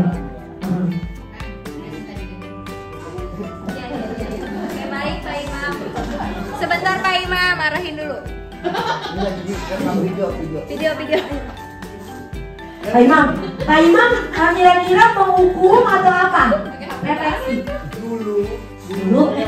Dulu Pak Imam menghukum, sekarang? Sekarang ya. Sekarang masih dikit. Lalu ada lagi yang lain? Di posisi 2, 3, 4, 5 sebetulnya kita kadang-kadang melakukan yang kedua. Nah, iya betul sekali. Benar sekali Pak Bahkan Imam. sampai ke manajer Iya benar sekali Bapak Ibu. Sebenarnya kita sudah melakukan lima-limanya ya. Nah tapi yang dominasi yang mana? Kalau saya membuat rasa bersalah. Kalau Bu Laras tergantung anak. Oh kalau anaknya bebel mah menghukum ya. Kalau anaknya baik menghukum. Iya. Benar. Nah kita lihat ya Bapak Ibu. Ya kondisi mood kata Pak Samsul. Baik Bapak Ibu, mari kita jawab. Kalau kalimat saya kecewa sekali dengan kamu, kira-kira posisi kontrolnya yang mana? Membuat rasa bersalah, benar sekali. Kalau kamu tidak melakukannya, maka akan ibu hukum. Hukum. Kalau apa yang kita yakini? Manajer. Ya, luar biasa. Nah ini yang topik terakhir Bapak Ibu, segitiga restitusi. Sebagai seorang manajer, Pak Imam sudah sering katanya melakukan hal menjadi manajer. Berarti Pak Imam harus mempelajari segitiga restitusi. Ya, kita belajar ya Pak Imam. Jadi nanti setelah ini kalau Pak Imam ada waktu ya, tadi kayak seperti yang Bu Elin katakan, maka kita bisa melakukan segitiga restitusi ya Pak Imam ya. Nah, bagaimana segitiga restitusi bagi seorang manajer? Nah, apa sih restitusi terlebih dahulu? Itu adalah metode untuk menyusun kembali disiplin sekolah. Restitusi berpusat pada solusi. Jadi anak melakukan kesalahan, pusatnya itu adalah bagaimana anak itu mengatasi kesalahannya. Bukan solusi, bukan menanyakan kenapa melakukan itu, gitu ya. Tapi solusinya apa? Lalu restitusi mengajak murid untuk mengidentifikasi kembali tindakannya, sehingga dia bisa menganalisis dan memikirkan langkah yang tepat dalam pemecahan masalah. Nah, segitiga restitusi namanya juga segitiga ya Bapak Ibu. Berarti ada berapa? Ada 3. Ada 3. Tapi sebelumnya kita lihat dulu 3 langkah utama. Pertama, ciptakan suasana positif. Kedua, ajak murid untuk berpikir dan menganalisis kesalahannya. Dan yang ketiga, beri ruang pada murid untuk memikirkan solusi terbaik. Contoh misalkan, waktu itu saya ajak Azam 82. Nah, Bu ajak yuk segitiga restitusi. Bu jelasin, tapi dia tidak mau. Kalau anak itu tidak mau, Pak Imam tidak perlu memaksanya. Jadi segitiga restitusi ini dilakukan karena ada motivasi dalam dirinya. Dan ayo gitu, Pak Imam ajak ya Pak Imam ya. Kalau maksa kebaikan boleh? Boleh, tapi kalau anak itu apa namanya? Saya maksa. Misalkan ya Ella gitu-gitu ya udah jangan dulu gitu. Nah, kita lihat Bapak Ibu. Ini ada 3 langkah segitiga restitusi. Yang pertama, menstabilkan identitas. Contoh Bapak Ibu. Kemarin saya ngobrol sama Nabil kan waktu Nabil melakukan sebuah kesalahan. Nah, Nabil mengapa menuliskan kata-kata yang tidak baik di status WhatsApp? Yang saya lakukan pertama kali kalau lihat dari segitiga restitusi adalah menstabilkan identitas. Apa itu Bapak Ibu? Untuk mengubah identitas anak dari orang yang gagal karena melakukan kesalahan menjadi orang yang sukses. Kemarin saya berkata seperti ini. Nabil, setiap orang pernah melakukan kesalahan. Bukan cuma Nabil yang menulis status WhatsApp dengan kata-kata yang tidak baik. Bu Ajeng juga pernah. Jadi anak itu tidak merasa sendiri kurang-kurang. Ya, jadi ngerasa oh iya ya, ternyata melakukan sebuah kesalahan itu adalah hal yang wajar. Pak Imam bilang, ada Rafael datang terlambat. Rafael, setiap manusia punya melakukan kesalahan. Semoga ntar Pak Imam sama Rafael jadi ya sabar, best. Kata Pak Imam bilang ke Rafael, semua manusia pernah melakukan kesalahan. Bukan cuma Rafael yang datang terlambat, Bapak juga pernah. Jadi pasti Pak Imam dari kecil atau sampai besar gak pernah terlambat? Enggak, benar. Bulan ini udah ada. Nah, jadi anak itu tidak merasa gagal Bapak Ibu. Oh iya, setiap manusia pernah melakukan kesalahan. Kalimat-kalimatnya seperti ini. Berbuat salah itu tidak apa-apa nak. Tidak ada manusia yang sempurna. Bapak juga pernah melakukan kesalahan seperti itu. Kita bisa menyelesaikan ini. Bapak Ibu tidak tertarik mencari siapa yang salah nih. Kemarin berantem, ada yang berantem. Siapa? Ada, kelas 8. Bu Ajeng nggak tertarik mencari siapa yang salah. Mari kita cari solusinya bersama. Saya tanyakan solusinya mau bagaimana? Diselesaikan saat ini atau naik ke wali kelas? Atau nanti dari wali kelas bisa ke BK dan bisa ke Pak Udin? Anak itu mencari solusinya. Udah sekarang aja ya, udah sekarang. Akhirnya mereka berbaikan. Nah lalu, kamu berhak merasa begitu. Apa kamu sedang menjadi teman yang baik buat dirimu sendiri? Nah ini, jadi pertama kali Bapak Ibu menstabilkan identitas anak sehingga anak tidak merasa gagal atau melakukan kesalahan sendiri. Lalu setelah menstabilkan identitas, Bapak Ibu memvalidasi tindakan yang salah, membantu murid mengenali kebutuhan yang ingin dipenuhinya ketika melakukan kesalahan itu. Contoh, misalkan tadi kan si Nabil kan menuliskan status yang tidak baik. Ketika ditanya kenapa, karena dia ingin mendapatkan perhatian dari Mustia ya. Berarti kebutuhan dasarnya adalah ingin mendapatkan rasa kasih sayang dan perhatian ya Mustia. Lalu di saat validasi tindakan yang salah, saya katakan seperti ini Bapak Ibu. Nabil, untungnya Nabil walaupun Nabil jadi dia ada masalah sama ada sebuah masalah. Untung Nabil mengatasi masalah ini hanya menulis status ya Bil ya. Karena ada banyak orang-orang di luar sana yang mendapatkan masalah itu, misalkan maaf merokok ya kan ya, minum minuman keras, tawuran, narkoba dan sebagainya. Tapi Nabil sudah keren, sudah cukup menulis status WhatsApp aja, tidak ke tindakan yang lebih lanjut. Nah gitu Bapak Ibu. Jadi kita kayak ngasih tahu, bagus ya kamu cuma sampai sini aja, nggak sampai ya lebih jauh gitu. Kemarin juga anak murid Pariski lagi. Jadi segeng berempat tuh, segeng anak pintar semua. Berantem dia tuh sama si Marwah. Marwah itu susah dihubungi deh saat ada tugas kelompok. Lalu tapi Marwah masih mengerjakan di akhir-akhir. Saya katakan ke Marwah, sebenarnya kamu setelah latihan silat terus berenang, kamu sebenarnya sudah bisa ya nggak bantu teman kamu mengerjakan tugas. Tapi Marwah masih mau bantu ngerjain tugas ya walaupun terlambat, walaupun teman-temannya merasa sebel gitu. Nah itu seperti itu Bapak Ibu. Nih contoh lain. Padahal kamu bisa melakukan yang lebih buruk dari ini ya. Kamu pasti punya alasan mengapa melakukan hal itu. Kamu patut bangga pada dirimu sendiri karena kamu telah melindungi sesuatu yang penting buatmu.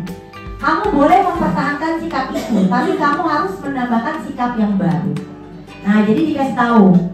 Lalu yang terakhir Bapak Ibu, nah ini yang paling penting, yaitu menanyakan keyakinan. Anak akan siap untuk dihubungkan dengan nilai-nilai yang dia percaya dan berpindah menjadi orang yang dia inginkan. Tadi kan kita sudah buat keyakinan kelas ya Bapak Ibu. Kemarin saya belum bikin keyakinan kelas, jadi saya nanyanya kesepakatan kelas.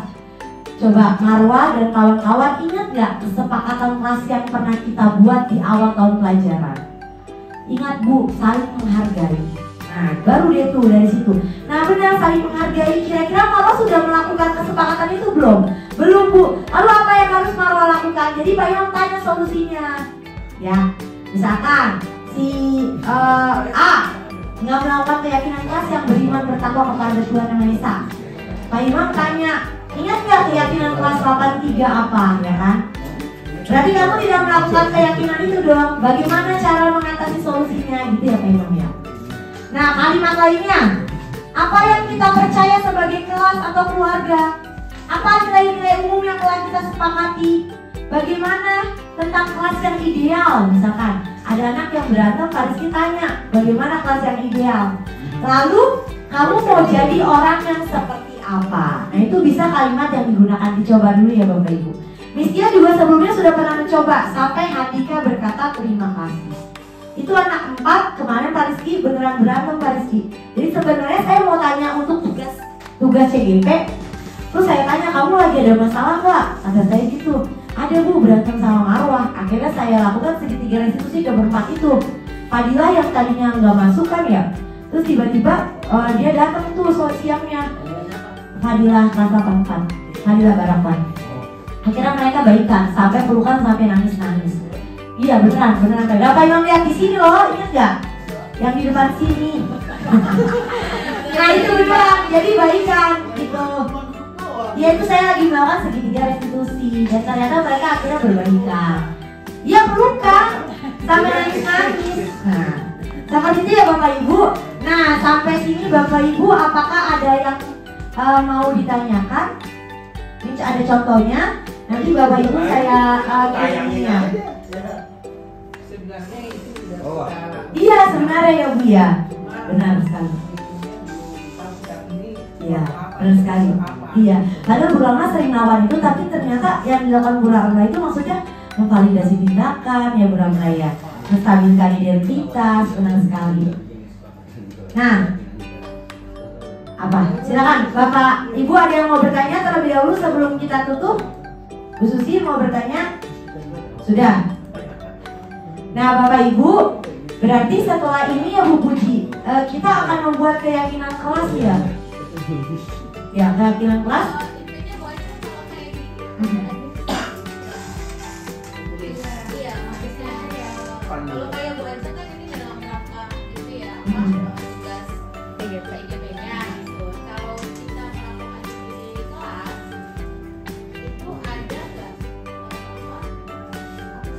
aturannya, terus administrasinya yang harus kita buat. Jadi bukan cuma nanti kalau ditanya ada pemeriksaan atau ada apa, melaksanakan segitiga restitusi kan iya, tapi apa gitu. Oh iya. Enggak Bu Puji, kita keyakinan kelas dulu. Keyakinan kelas bagaimana kalau kita buat Bu Puji? Buat di kelas masing-masing dengan wali kelasnya. Keyakinan kelas itu seperti kesepakatan kelas yang kemarin, tapi kesepakatan kelas kan ada konsekuensi. Kalau keyakinan tidak ada Bu Puji. Adanya cuma kami meyakini bahwa kami akan disiplin gitu. Berarti kesepakatan kelas ya. Iya, jadi diganti keyakinan kelas. Jadi itu level di atasnya kesepakatan Bu Puji. Iya, keyakinan kelas. Iya, seperti itu ya. Bisa berarti Bu Puji ya. Pas pertemuan wali kelas minggu depan ya Bapak Ibu ya. Kita buat keyakinan kelas, tidak perlu banyak-banyak Bapak Ibu. 4-7 anak di kelas ya. Ditempel. Ini contohnya saya lagi bikin di Canva aja, terus dicetak poster. Kalau poster kan besar ya, nanti A3 saya minta Pak Imam fotokopi itu, minta cetakin sama Pak Imam yang fotokopi. Iya sana. Nah terus nanti anak-anak tanda tangan di sana, gitu ya. Ada kolom tanda tangan, iya. Termasuk kita sebagai guru juga tanda tangan. Muhammad tanda tangan juga di sana. Untuk wali kelas ya. Untuk wali kelas, iya. Untuk mapel nggak usah. Untuk mapel nggak usah ya. Iya, satu aja. Karena kalau semua melakukan keyakinan kelas berkali-kali ya, nanti kata-katanya juga sama. Nah untuk segitiga restitusi nanti kita bahas. Assalamualaikum wabarakatuh. Waalaikumsalam warahmatullahi wabarakatuh. Baik anak-anak pintar, terima kasih sudah mau datang dan mendengarkan Bu Ajeng untuk berbagi. Hari ini kita akan berbagi apa anak-anak? Bu Ajeng akan berbagi tentang teori motivasi, hukuman, dan penghargaan. Serta Bu Ajeng akan berbagi tentang keyakinan kelas dan kebutuhan dasar manusia. Nah anak-anak, nah perhatikan. Coba kamu refleksi dalam diri kamu. Kamu itu masuk ke kategori yang mana? Misalkan kamu melakukan sesuatu karena takut dihukum, berarti kamu masuk kategori yang pertama. Ketika kamu datang ke sekolah tepat waktu, alasannya karena takut dihukum sama Pak Udin, berarti kamu masih di tahap yang paling bawah. Kamu melakukan sesuatu untuk menghindari ketidaknyamanan atau hukuman. Pasti kita ada yang kayak gitu kan? Bu Ajeng juga kayak gitu. Aduh kalau datang terlambat kayak Bu Ajeng nih. Bu Ajeng kan ada tunjangan guru. Kalau datang terlambat takut tunjangan gurunya dipotong. Kamu datang terlambat takut dihukum, takut disetrap. Ada nggak kita pernah kayak gitu? Ada kan? Yang kedua, nah ini sering kali. Bu Ajeng sering melakukan hal ini kepada kalian. Kalian termotivasi sesuatu karena ingin mendapatkan imbalan atau penghargaan. Ayo Panji, Rizky yang semangat tuh. Ingin mendapatkan imbalan kan ya? Karena terbiasa, Bu Ajeng saat belajar ini juga kayak kayak tersentak ya. Ya Allah, ternyata yang selama ini Bu Ajeng lakukan kepada kalian ini Baru motivasi yang kedua yaitu kalian melakukan sesuatu untuk mendapatkan imbalan. Misalkan Bu Ajeng bilang, siapa yang cepat dapat makanan ya kan ya? Siapa yang cepat dapat gantungan kunci atau apapun. Itu berarti kamu melakukan sesuatu karena imbalan. Sampai Bu Ajeng kemarin selama proyek ini kan kalian belum dapat imbalan ya kan ya? Kalau proyek sampai kemarin Rido pas saat kalian bermain di lapangan, Rido nanya ke Bu Ajeng, Bu Ajeng kalau menang hadiahnya apa satu proyek? Oli nanya juga kan? Oh kamu nanya nggak? Soalnya Bu Ajeng Rido nanya lagi ke Bu Ajeng kalau menang hadiahnya apa? Dan pasti banyak lagi yang nanya sebenarnya ke Bu Ajeng. Terus Bu Ajeng bilang, tanya dong sama Pak Imam sama Bu Guri. Berarti kita refleksi aja ya, Bu Ajeng juga ngelakuin ini soalnya. Apa yang kamu lakukan itu karena ingin mendapatkan apa? Imbalan, hadiah. Nah, kalau kamu melakukan hal karena ingin mendapatkan hukuman dan imbalan, berarti motivasi yang kamu miliki baru motivasi eksternal. Eksternal itu artinya apa sih? Eksternal itu artinya apa? Dari luar. Jadi bukan dalam diri kamu sendiri. Kamu ingin masuk belajar dengan tertib karena gurunya ini. Kamu ingin dapat nilai bagus karena mau dapat coklat silver queen dari Bu Ajeng dari Bikin. Kamu ingin menang lomba karena ingin mendapatkan hadiah. Literasi mau menang karena ingin mendapatkan buket uang. Itu ternyata masih motivasi ekstrinsik, termasuk mendapatkan hukuman. Lalu baiknya bagaimana Bu Ajeng? Sekarang kita belajar bersama-sama ya. Nah, Bu Ajeng juga mau menerapkan ini ke kalian. Yaitu motivasi internal, motivasi yang ada dalam diri sendiri. Contoh, Bu Ajeng mau datang tepat waktu ke sekolah karena Bu Ajeng ingin memberikan contoh kepada murid-murid Bu Ajeng. Itu motivasi internal. Nah, Bu Ajeng mau lakukan datang di tepat waktu. Bu Ajeng mau sholat di mana? Di masjid. Itu ingin apa? Ingin mengajak murid-murid untuk melakukan hal yang sama dengan Bu Ajeng karena Bu Ajeng ini seorang apa? Seorang guru harus mencontohkan yang baik. Nah, itu jadi pelajaran buat Bu Ajeng. Sama. Mari kita belajar bareng-bareng. Kalian juga seperti itu. Nah, motivasi internal itu adalah motivasi yang ada dalam diri kita. Contohnya, misalkan kamu melakukan sesuatu karena kamu ingin memang kamu ingin melakukannya. Kamu ingin sholat karena kamu merasa sholat adalah sebuah kebutuhan, bukan karena takut dimarahin sama Pak Imam atau Pak Udin. Nah, lalu selanjutnya Bu Ajeng mau mengajak kalian ke materi keyakinan kelas. Ingat, keyakinan kelas. Coba anak-anak, yang mana yang keyakinan kelas, yang kiri atau yang kanan? Yang kiri. Kenapa yang kiri? Karena kalimatnya apa kalau keyakinan? Menggunakan kalimat meyakini. Terus kalimatnya apa? Positif. Tidak ada kata tidak ya kan? Terus kalau kesepakatan ada konsekuensi ya? Kalau keyakinan ada tidak? Tidak. Itulah yang harus kita terapkan. Nah, salah satu cara menerapkan motivasi internal dalam diri adalah dengan melakukan keyakinan kelas. Kemarin Bu Ajeng seneng tuh saat melakukan sesuatu kalian ada yang berkata seperti ini. Kan ingat gak keyakinan kita untuk mengerjakan tugas tepat waktu? Ada anak yang ngomong kayak gitu. Berarti itu terekam. Semoga selanjutnya pun demikian. Ada lagi, nah kemarin Bu Ajeng di 83. Karena Bu Ajeng mulai kelas 83 sama. Kata-katanya sama-sama ada solidaritas. Kemarin saat membuat ekoenzim semua kelas berhasil kan ya, alhamdulillah ya. Kalian tidak ada berantem untuk membawa apa. Terus ketika Bu Ajeng tanya kenapa? Karena kita udah solid Bu. Kita sudah punya solidaritas 83, 84, 82, 81 semua udah punya solidaritas. Karena kalian melakukan keyakinan kelas kalian. Kan di keyakinan ada kata-kata apa? Solidaritas. Nah itu dengan melakukan keyakinan kelas kamu akan menerapkan motivasi internal. Contoh, kamu melakukan disiplin datang tepat waktu. Di keyakinan kelas ada nggak? Ada. Nah itu akan muncul motivasi intrinsik. Nah selanjutnya Bu Ajeng mau memberikan informasi tentang kebutuhan dasar manusia.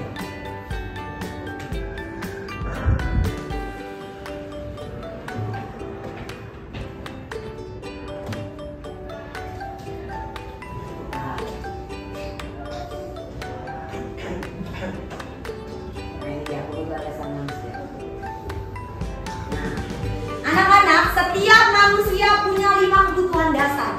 Pasti ada bertahan hidup, kasih sayang dan rasa diterima, penguasaan, kebebasan dan kesenangan. Setiap kita punya. Bertahan hidup itu apa Bu Ajeng?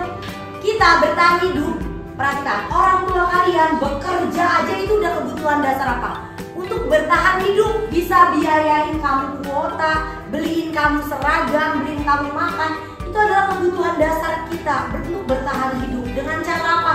Bekerja. Kamu bisa walaupun punya masalah banyak apapun, tapi kamu bisa mengatasinya karena kamu bisa punya kebutuhan dasar, yaitu bertahan hidup. Yang kedua, kasih sayang dan rasa diterima. Biasanya anak-anak yang gak bisa diem ini itu kan caper ya. Caper itu butuh apa sih? Perhatian. Dia melakukan hal itu karena ada kebutuhan dasar yang tidak terpenuhi. Jadi gini nah, seorang anak, bukan cuma anak ya, Bu Ajeng pun demikian. Kita melakukan sebuah kesalahan karena ada kebutuhan dasar yang tidak terpenuhi. Contoh, anak-anak yang gak bisa diem, yang caper, pengen diperhatiin, melakukan hal-hal kayak gak bisa diem, lari sana lari sini, biar dipanggil sama Bu Ajeng. Misalkan Farel gitu. Itu artinya apa? Farel itu melakukan hal itu karena dia punya kebutuhan dasar apa? Ingin diperhatikan. Salah satunya lagi, ada murid yang nunjukin ke Bu Ajeng sendiri nih foto kesalahannya dia. Kenapa dia nunjukin ke Bu Ajeng? Karena itu sebuah kesalahan ke dia. Karena dia butuh apa dari Bu Ajeng? Butuh perhatian. Nah, semua orang pasti kayak gitu. Ya, Bu Ajeng pun juga demikian. Indra, Panji, Fadila, Panji, Indra, Panji. Nih kayak Panji nih. Kira-kira Panji kayak gini berarti ada kebutuhan dasar apa yang tidak terpenuhi? Perhatian. Selain perhatian ada lagi nggak? Iya, kasih sayang. Nah, kurang kasih sayang katanya. Hal yang ketiga, penguasaan. Contoh, Bu Ajeng bilang gini ke Egi harus nurutin apa kata Bu Ajeng. Berarti Bu Ajeng melakukan hal itu karena Bu Ajeng punya kebutuhan dasar apa? Bu Ajeng pengen berkuasa. Bu Ajeng sebagai guru pengen berkuasa di antara murid-murid. Anak-anak harus tunduk sama Bu Ajeng. Berarti Bu Ajeng punya apa? Kebutuhan dasar penguasaan. Contoh lagi, misalkan Fadila adalah pentolan di kelas ini. Fadila ngebully si Panji, malakin, 5.000. Kalau nggak awas dia pulang sekolah kayak gitu. Fadila melakukan kesalahan itu karena apa? Karena ada kebutuhan dasar dari Fadila, yaitu penguasaan yang nggak tercapai. Nah, setiap orang punya ingin berkuasa nggak? Pasti tahu. Nah, setiap orang pasti ingin berkuasa ya. Tapi berkuasanya itu ada yang pengennya sedikit doang, sama yang pengen berkuasa banget gitu. Selanjutnya, kebebasan. Contoh kebebasan. Nih, misalkan Aldo, Bu Ajeng suruh duduk, Aldo nggak mau duduk. Aldo ingin apa? Ingin bebas. Setelah aku dong mau duduk di mana aja, mau duduk di sana, mau duduk di mana, mau duduk di mana. Aldo, misalkan Bu Ajeng suruh pulangnya tepat waktu, Aldo nggak mau. Pengen main-main dulu. Karena Aldo punya kebutuhan apa? Kebebasan, terserah gua dong mau ngapain aja, siapa lu, misalkan kayak gitu. Itu bebas, itu wajar. Nah, dan yang terakhir, kesenangan. Pasti kalian punya kebutuhan dasar kesenangan, dan kesenangan orang itu berbeda-beda. Jadi kamu jangan suka menghardik orang lain. Nah, contoh ya, Bu Ajeng kemarin ngobrol sama Bu Laras. Bu Laras itu kalau melakukan sesuatu, kita kan misalkan capek ya, ada reward buat dirinya. Bu Laras itu rewardnya adalah membeli barang-barang. Entah oven, entah magicom, entah buat masak, pokoknya barang-barang. Dengan membeli barang-barang itu Bu Laras akan merasa senang. Sedangkan Bu Ajeng bukan tipikal orang yang suka beli barang-barang. Kalau ada sales datang ke sekolah, Bu Ajeng nggak pernah beli. Karena itu bukan tingkat kesenangan Bu Ajeng. Kesenangan Bu Ajeng apa? Jalan-jalan. Jadi kalau Bu Ajeng udah capek, harus jalan-jalan. Harus, karena itu adalah kesenangan Bu Ajeng. Setiap orang punya tingkat kesenangan berbeda-beda ya. Nah, ada yang senangnya duitnya banyak, ya kan ya? Ada yang senang menurut dia kadar kebahagiaan itu duitnya banyak. Ada yang senang yang penting keluarganya utuh, keluarganya bahagia ya kan. Alif kesenangannya apa? Main futsal. Ya udah, setiap orang punya kesenangan yang berbeda-beda. Jadi kamu jangan suka ngatain, misalkan Egi suka main TikTok, kamu Rizky gak suka main TikTok, Rizky ngatain Egi, ya alay banget lo main TikTok. Karena kesenangan Egi apa? Ya main TikTok. Kalau Rizky main FF, ya udah Rizky main FF aja. Egi sebagai anak Mobile Legends nggak boleh ngatain PUBG, nggak boleh ngatain anak FF. Karena setiap orang punya kesenangan berbeda-beda. Ini mengajarkan kita untuk saling menghargai ya. Coba Bu Ajeng tanya. Setiap manusia punya 5 kebutuhan dasar ya. Bu Ajeng punya 5-5-nya. Bu Ajeng juga orangnya Biasanya orang-orang yang punya jiwa pemimpin pasti punya kebutuhan dasar penguasaan. Ya, dilihat coba dalam diri kamu pasti bisa refleksi deh. Kamu tuh punya jiwa pemimpin gak sih? Biasanya punya kebutuhan dasar penguasaan. Biasanya juga di antara 5 kebutuhan dasar ini mana yang paling menonjol? Kalau Bu Ajeng, kasih sayang dan rasa diterima. Bu Ajeng orang yang sensitif ya, pengennya disayang sama suami, sama anak. Rencana nggak hafal nama Bu Ajeng aja, Bu Ajeng sedih banget. Karena Bu Ajeng anak Bu Ajeng. Karena Bu Ajeng pengennya disayang, diperhatikan. Nah kalau kamu coba Ali, di antara 5 kebutuhan dasar ini yang mana yang paling menonjol? Sebenarnya kita sudah bisa lihat ya. Coba deh kamu lihat kira-kira sebelum Alif ngomong, Alif itu apa? Kebebasan, benar nggak? Benar. Dari tingkah yang kamu lakukan aja itu tahunan yang paling menonjol. Contoh Aldo apa? Coba tebak. Kebebasan, benar nggak Aldo kebebasan? Benar. Contoh ya kita yang diem. Alam. Alam di antara 5 ini mana yang menurut Alam paling menonjol? Yang nomor berapa? Alam yang mana? Nomor 5. Oh Alam kesenangan. Rasya nomor berapa? Kesenangan. Izzy nomor berapa?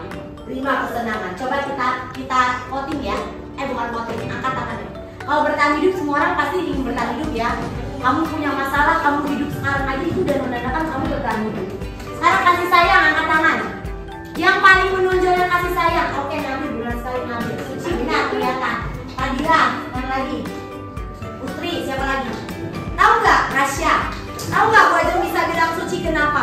Bisa kelihatan kesenangan. Karena Suci suka ke Bu Ajeng. Bu Ajeng, Bu Ajeng, kasih sayang, kasih sayang. Bu Ajeng berarti yang Suci butuh apa? Butuh perhatian. Jadi Izzy mohon ya. Kuat dong. Terus yang penguasaan angkat tangan jujur. Penguasaan angkat tangan jujur. Ya, nampak kelihatan. Lagi ternyata penguasaan. Oke, yang lain yoga apa enggak? Penguasaan enggak? Bukan. Hafi, ya kelihatan. Dan Haji. Benar Haji penguasaan? Enggak kayaknya ya. Aduh, kebebasan angkat tangan. Ya, kalian kelihatan. Ya, kelihatan. Wah, Reni ternyata kebebasan. Reni Bu Ajeng aja nggak kebebasan. Akhirnya Bu Ajeng udah tahu, Reni udah tahu. Kenapa Bu Ajeng kira masih agak ini ternyata kebebasan. Bu Ajeng tahu. Kalau nanti Bu Ajeng baru tahu. Lalu kesenangan. Oke, kesenangan. Nah, banyak ya. Nah, ingat, setiap orang punya kesenangan yang berbeda-beda. Jadi kamu nggak boleh ngata-ngatain orang yang suka main TikTok alay, yang suka main FM, anak bocil. Jangan ya. Pokoknya setiap orang berbeda-beda. Nah, sampai sini ada yang mau ditanya Mbak? Tanya ya. Oke, demikian yang dapat Bu Ajeng sampaikan. Anak-anak, kalian ingat di awal tahun kemarin kita membuat apa nak? Di awal tahun harapan dan apa? Kesepakatan kelas. Di kesepakatan kelas ada apa lagi? Kalau kamu tidak melakukan kesepakatan, maka kamu akan mendapatkan apa? Konsekuensi. Itu di awal tahun pelajaran ya. Sekarang Bu Ajeng mau mengajak kamu membuat keyakinan kelas. Karena apa itu keyakinan kelas Bu Ajeng? Kalau kemarin di kesepakatan kelas, salah satu kesepakatan kelas yang ditulis apa? Di 84. Saling apa? Saling menghargai. Terus kayak gini kan ada kata-kata tidak melakukan perundungan. Tidak melakukan perundungan ada kata negatif nggak di sana? Apa kata-katanya? Tidak melakukan perundungan. Mana kata yang menunjukkan kata-kata itu negatif? Kata tidak melakukan atau perundungan? Kata tidak. Tidak itu kata berkonotasi negatif. Memang kata bernegatif ya. Jadi tidak itu adalah kata negatif. Nah, kalau di kesepakatan kelas kemarin kita buat ada kata tidaknya, di keyakinan kelas kita nggak boleh pakai kata tidak. Namanya keyakinan berarti menggunakan bahasa-bahasa yang positif. Contoh, saling menghargai positif tidak?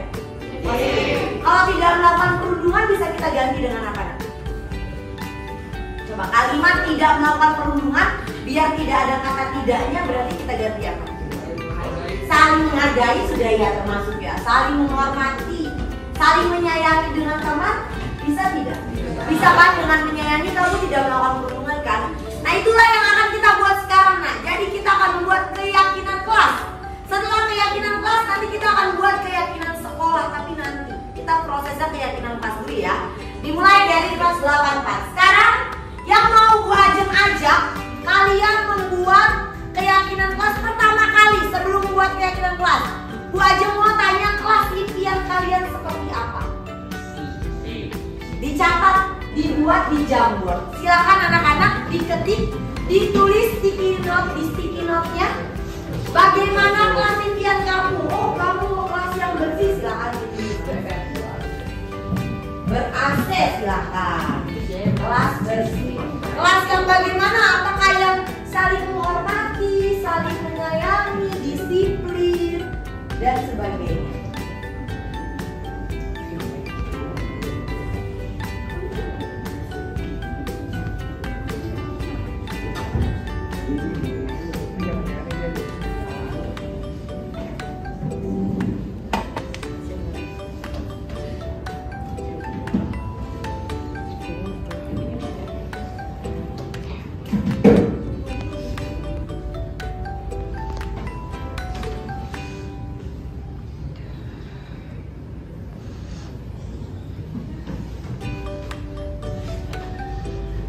Silakan ditulis, tidak hanya ditulis secara fisik, kelas yang bersih, kelas yang rapi, tapi kelas impian yang dimana murid-muridnya seperti apa nih contoh?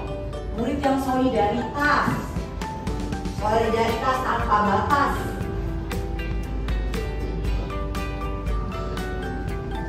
Atau kelas yang seperti apa? Yang murid-muridnya saling menghargai, yang aktif, yang misalkan nih, kamu suka kehilangan pulpen kan ya? Nah, berarti kalau mau meminjam barang ke teman bagaimana? Itu kan saling menghargai barang milik orang lain ya? Itu sering banget.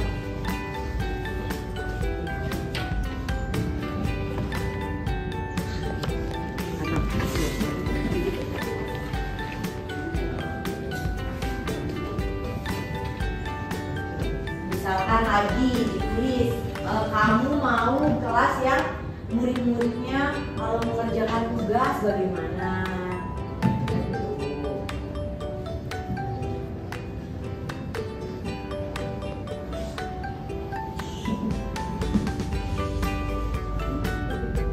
Sudah ya? Sudah ya? Oke, kita lihat. Ini adalah kelas impian kamu.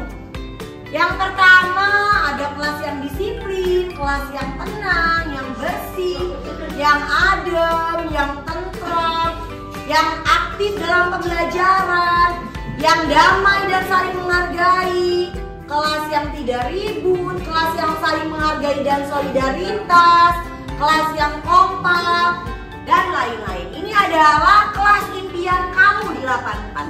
Nah, sekarang kita lanjut ke slide yang berikutnya, nak. Nah, sekarang mari kita membuat keyakinan kelas. Di slide berikutnya ada tanda panah di atas ya. Ini sudah ke slide berikutnya.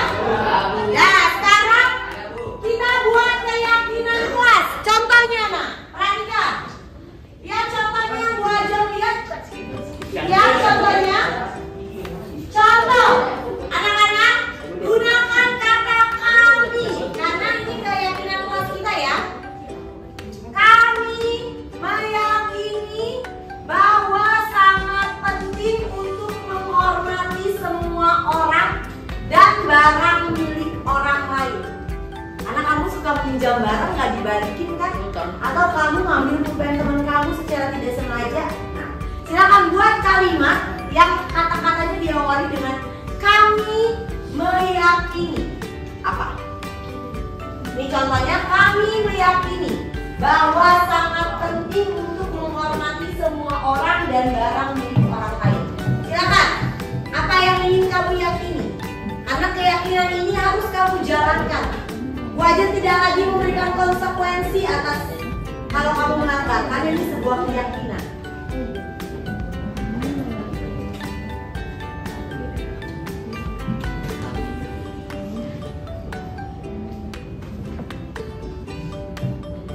Oke, ini sudah ada yang jawab nih. meyakini bahwa sangat penting untuk menjaga satu sama lain dan saling menghormati. Oke, bagus. Yang lain? Misalkan dalam mengerjakan tugas bagaimana? Lalu ketika kepedulian, solidaritas kamu bagaimana? Mengerjakan tugas bagaimana? Datang ke sekolah bagaimana? Nah, ini kita lihat.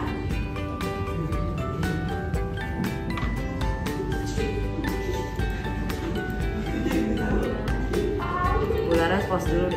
Ini siapa sih yang ini? Wajib bacakan. Kami meyakini bahwa sangat penting untuk menjaga kebersihan di lingkungan sekolah dan di lingkungan sekitar ya guys. Kami meyakini akan disiplin dan menghormati guru. Bagus. Kami meyakini untuk menjadi jujur. Bagus. Nih, ini tadi sudah. Sifat saling menghargai. Lalu menghormati dan menghargai guru. Kami meyakini bahwa sangat penting sekolah bersih. Lalu kami meyakini bahwa kelas nih, bagus nih Juana nih. Kami meyakini bahwa kelas yang bersih, rapi dan tenang dapat meningkatkan kualitas belajar. Bagus. Wah, keren kata-katanya Juana nih. Lalu nih, bagus nih. Kami meyakini bahwa sangat penting untuk mengerjakan tugas dan menyelesaikannya tepat waktu. Bagus. Bagus anak-anak berjuang. Nah, anak-anak, ini kan ada banyak sekali ya keyakinan kelas yang kita buat. Mari kita sepakati. Di antara 3 sampai 7 aja. Ini kan muridnya ada 35 kan ya yang hadir. Kita pilih 3 sampai 7 keyakinan saja yang kita pilih untuk kita yakini di kelas ini. Pilih 3 sampai 7, lalu nanti akan Bu Ajeng pindahkan keyakinan ini ke Canva. Ini akan Bu Ajeng cetak dalam bentuk poster. Lalu kalian akan tanda tanganin keyakinan ini. Paham ya? Bukan cuma di 84 semua kelas 8. Ya Nah ya? Mari kita pilih di antara semua keyakinan ini mana keyakinan yang akan dipilih oleh kelas 84. Ayo ya, bareng-bareng ya Nak. Oke, kita lihat dulu. Dan yang lain yang sudah tidak berfungsi lagi. Oke, kita lihat ya. Nah, pertama keyakinan yang pertama kita pilih nanti 3 sampai 7 saja. Kalau bahasanya mirip itu kita anggap sama saja. Yang pertama, kami meyakini untuk menjadi jujur. Apakah kita perlu keyakinan ini Nak? Perlu ya? Oke, ini perlu ya. Kami meyakini untuk menjadi jujur. Nah, ini sama nih. Kami meyakini untuk menjadi jujur dan merawat kelas dengan baik. Perlu ya? Tadi sama meyakini. Lalu kami meyakini bahwa sangat penting untuk saling menghormati sama satu lain dan harus sopan. Perlu ya? Lalu tadi ada yang Bu Ajeng baca mengerjakan. Kami meyakini bahwa sangat penting untuk mengerjakan tugas dan mengerjakan tugas tepat waktu. Benar ya? Menyelesaikan tugas tepat waktu kita keyakini. Lalu menjaga kebersihan juga sama.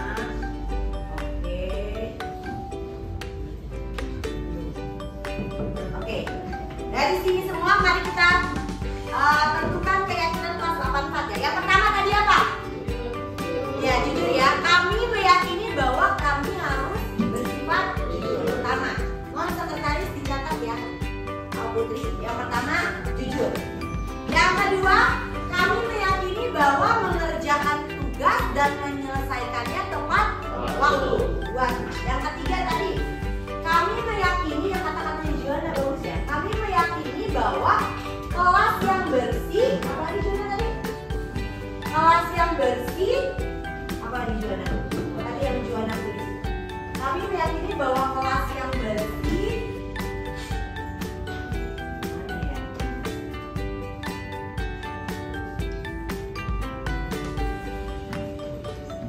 Kualitas belajar. Dari yang ketiga ya. Yang keempat tadi, Kami meyakini untuk saling menghargai dan menghormati, ya kan? Lalu yang kelima apalagi nih? Tadi kebersihan belum? Belum ya. Kami meyakini untuk menjaga kebersihan sekolah, disiplin, datang tepat waktu. 5 lagi. Nah, 6. Kami meyakini tadi menjaga satu sama lain. Kami meyakini untuk menjaga satu sama lain dan saling peduli. Berarti ada berapa keyakinan kelas kita, Nak?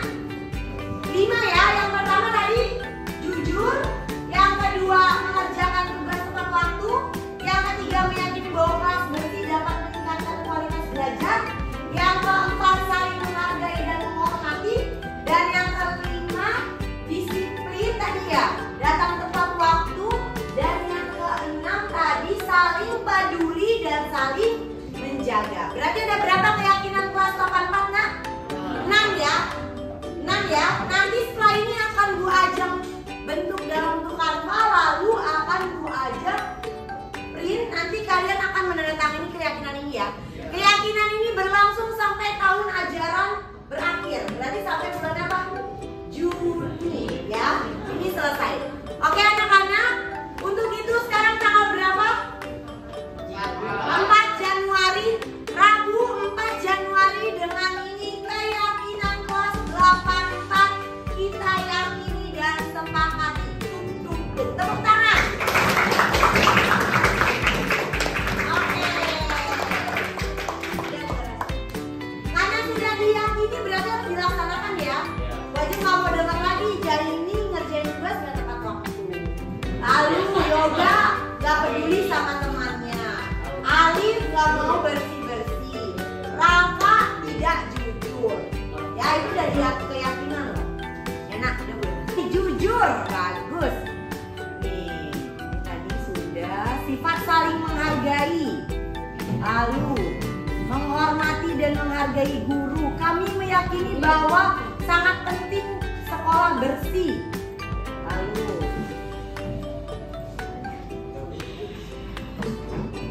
kami meyakini bahwa kelas nih, bagus nih Juana nih. Kami meyakini bahwa kelas yang bersih, rapi, dan tenang dapat meningkatkan kualitas belajar. Bagus. Wah keren kata-katanya Juana nih. Lalu nih bagus nih.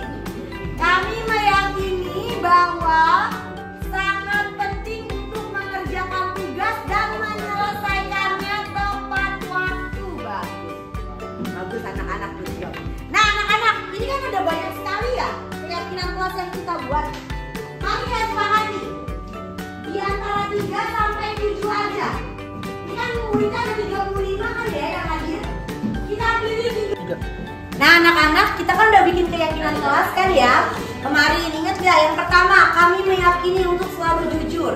Kedua, kami meyakini bahwa kebersihan kelas mempengaruhi kualitas belajar. Kami meyakini untuk saling peduli dan memiliki solidaritas. Kami meyakini untuk saling menghargai dan menghormati. Kami meyakini untuk menyelesaikan tugas tepat waktu. Kami meyakini untuk disiplin.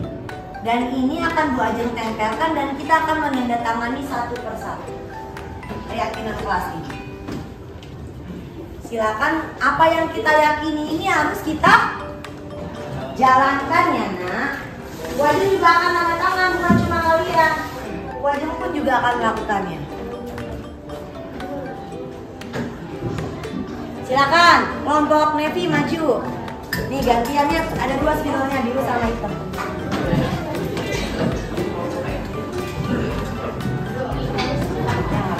Gantian. Gak usah kalau main di dalam jadi apa namanya? Gak kasih.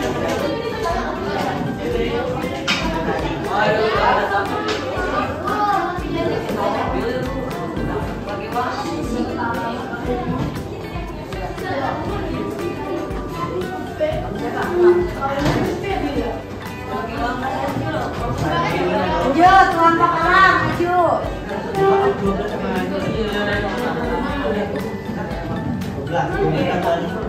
Udah nggak apa-apa. Iya di situ.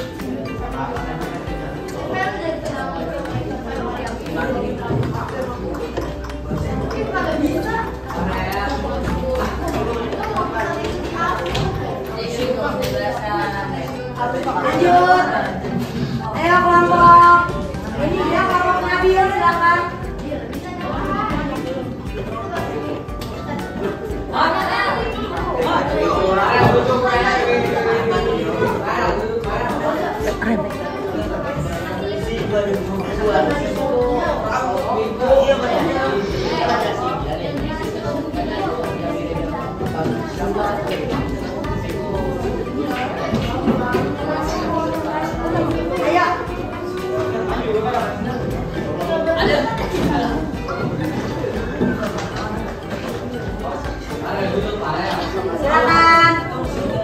Fadila. Guru aja itu betul. Mari betul.